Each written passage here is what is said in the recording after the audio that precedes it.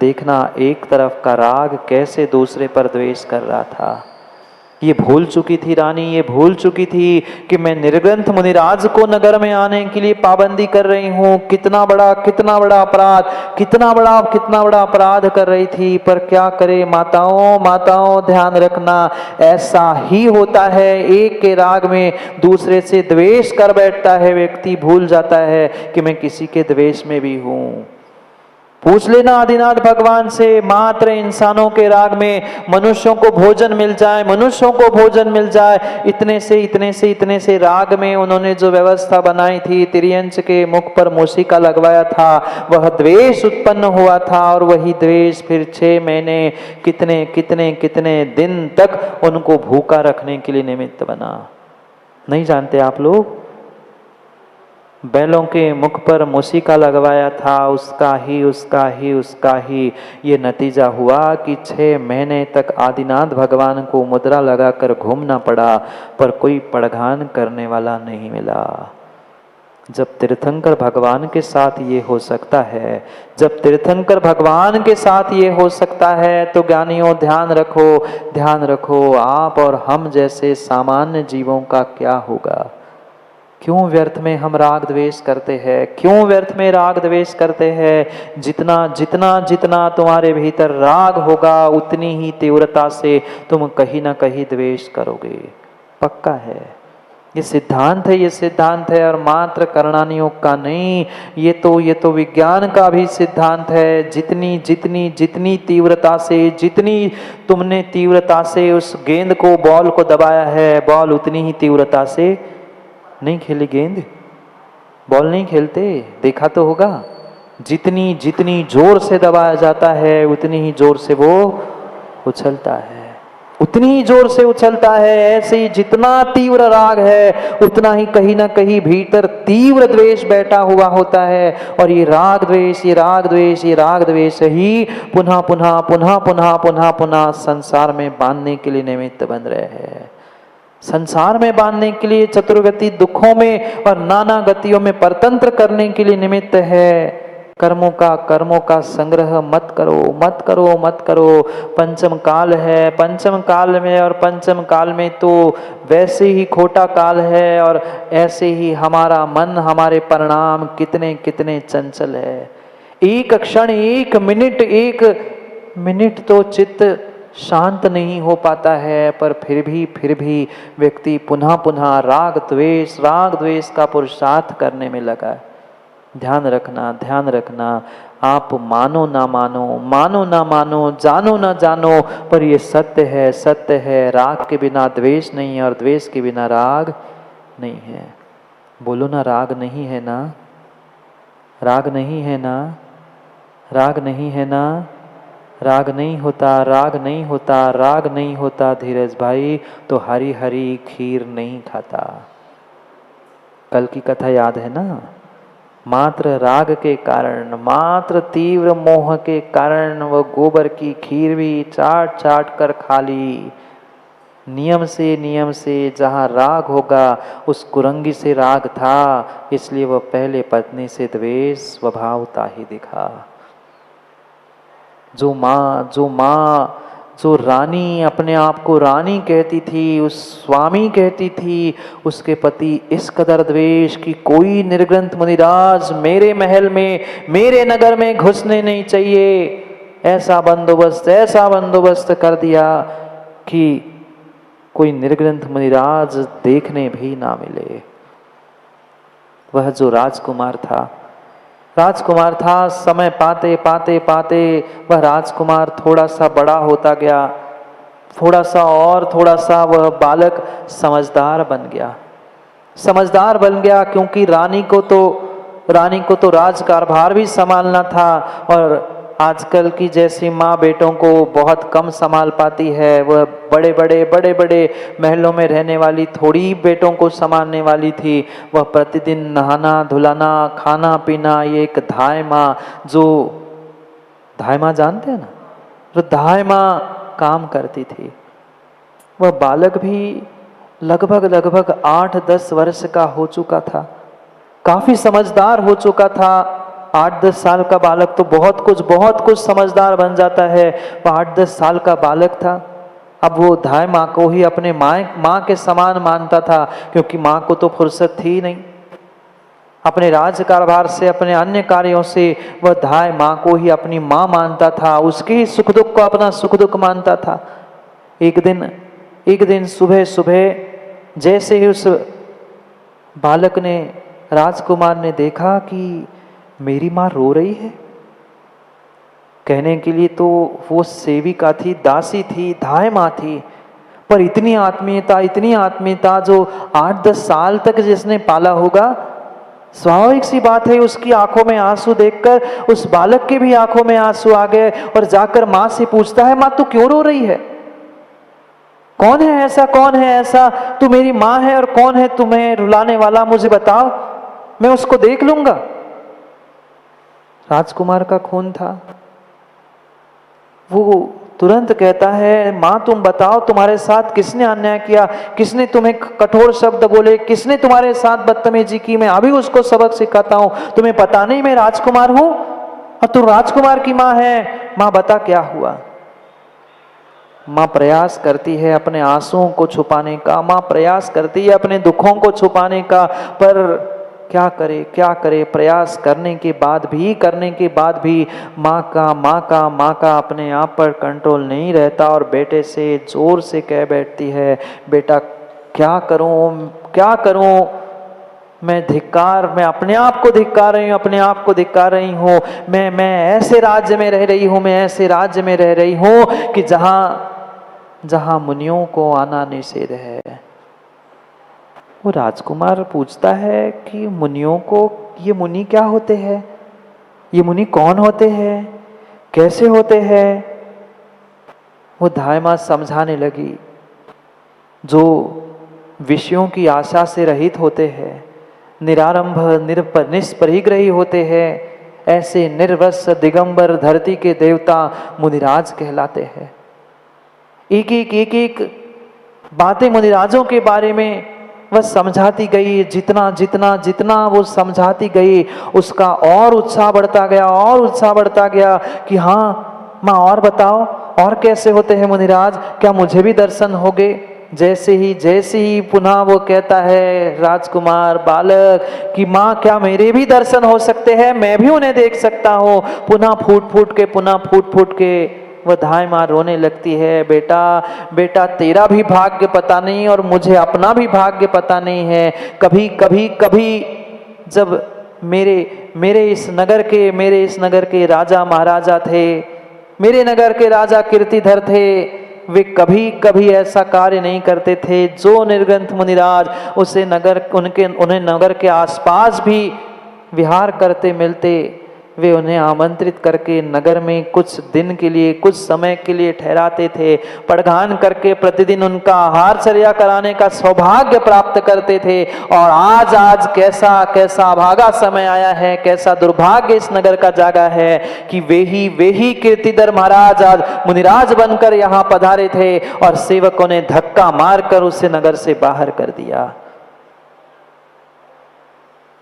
अब तो उस बालक के पैरों तले जमीन खिसक गई। क्या कहा माँ?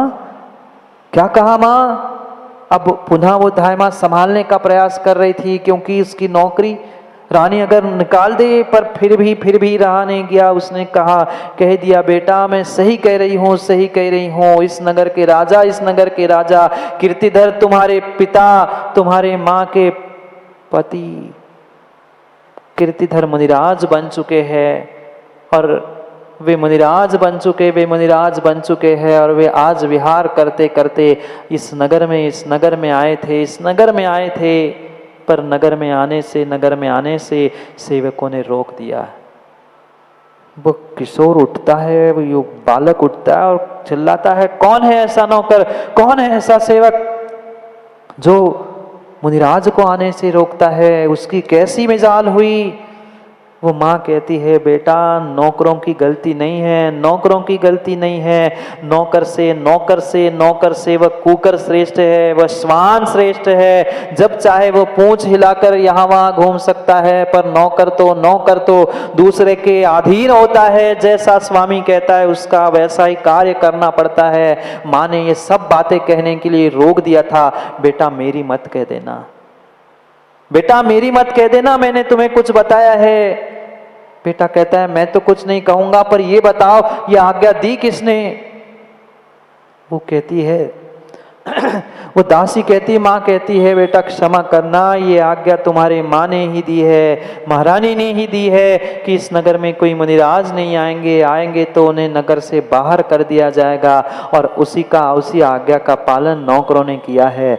गलती नौकरों की नहीं है, गलती नौकरों की नहीं है, गलती नौकरों की नहीं है। जैसे ही वह बालक सुनता है, जैसे ही बालक सुनता है तड़प उठता है, मेरे पिता निर्गत मुनिराज बने हैं, इतनी महान उनकी चर्या होती है, और ये कैसी मेरी माँ है मुझे उनके दर्शन करने के लिए रोक रही है।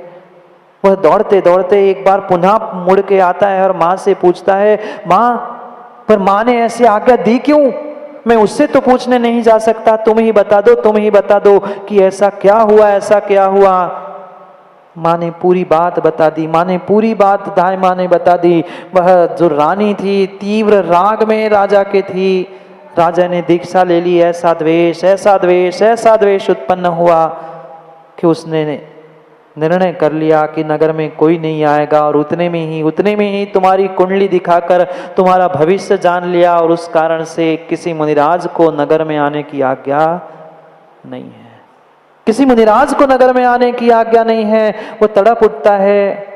जो भव्य जीव होगा, जिसके भाग्य में, जिसके कुंडली में, जिसके भविष्य में लिखाई है कि उसे मुनिराज बनना ही है, उसके कितने विशुद्ध परिणाम होंगे, कितने विशुद्ध परिणाम होंगे, और उसको दर्शन के लिए रोका गया होगा तो उस पर क्या बीती होगी, क्या बीती होगी। नियम से जो घोर मिथ्या दृष्टि जीव है, वो ही कहीं न कहीं साधु को बदनाम करने का, साधु के संगों के दर्शन करने को से रोकने का प्रयास करता है।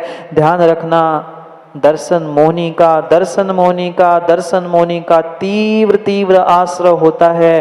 अगर दूसरों की श्रद्धाओं का तोड़ने का तुमने प्रयास किया तो मत करो किसी का वर्णवाद, मत करो किसी की निंदा, मत करो किसी की बुराई। जिसका जो है वो स्वयं जाने, स्वयं अपना लोटा छाने, पर किसी की निंदा, किसी की बुराई, किसी का वर्णवाद मत करो। जीवन में कभी सम्यक दर्शन प्राप्त नहीं कर सकते, और इस जीवन में नहीं, 70 कोड़ी वर्षों तक आप सम्यक दर्शन प्राप्त नहीं कर सकते। अगर किसी साधु की, किसी सच्चे साधु की तुमने निंदा की है, किसी सच्चे साधु का अवर्णवाद किया है तो मत करो। नहीं समझ में आ रहा है तो संदीप भाई हाथ जोड़ के दूर हो जाओ। कोई बुराई भी कानों में कहने के लिए आ जाए तो कान बंद कर लेना, कहना भाई मैं किसी की निंदा, और विशेष करके साधुओं की और धर्मात्माओं की तो निंदा सुनना ही नहीं चाहता। आप सुनोगे ना?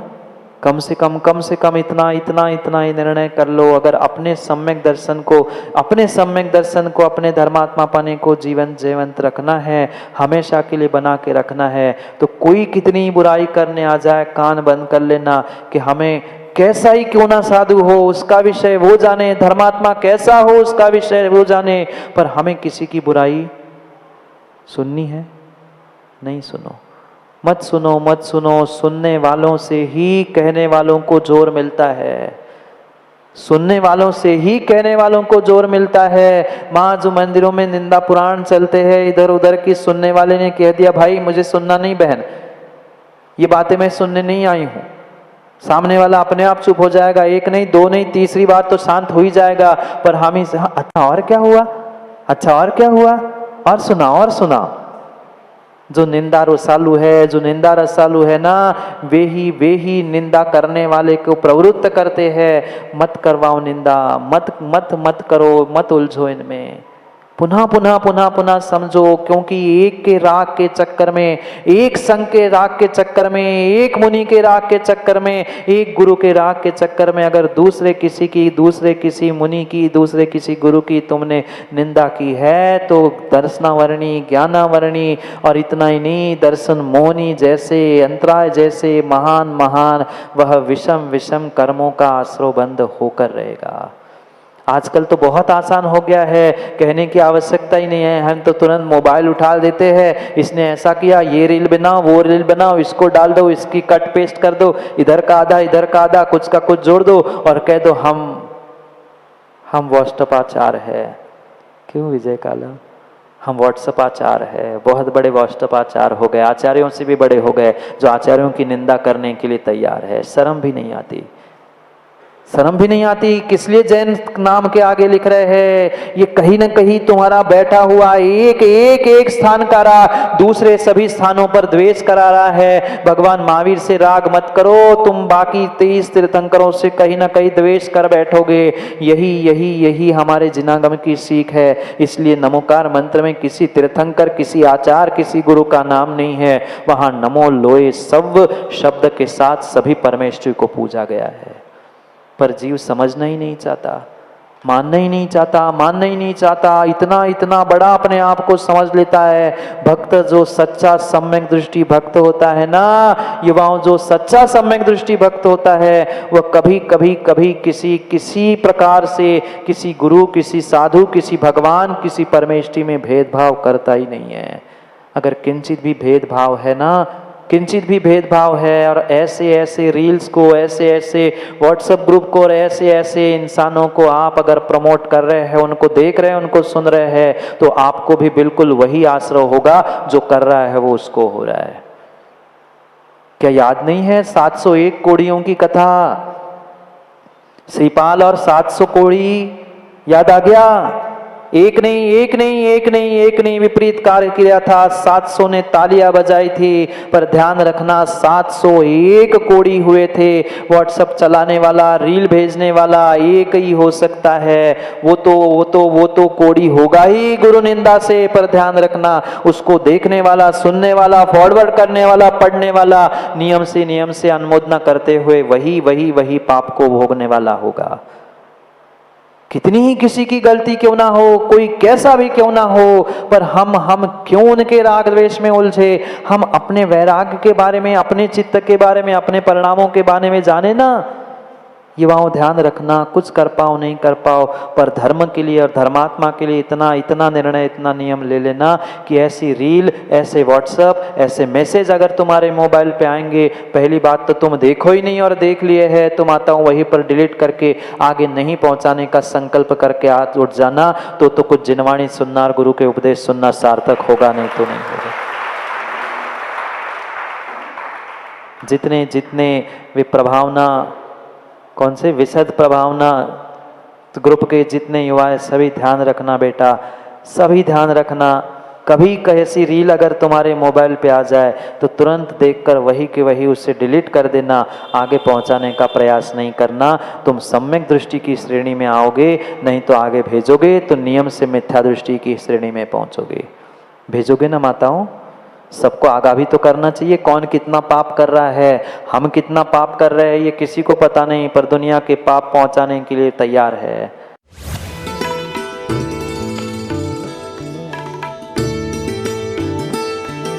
एक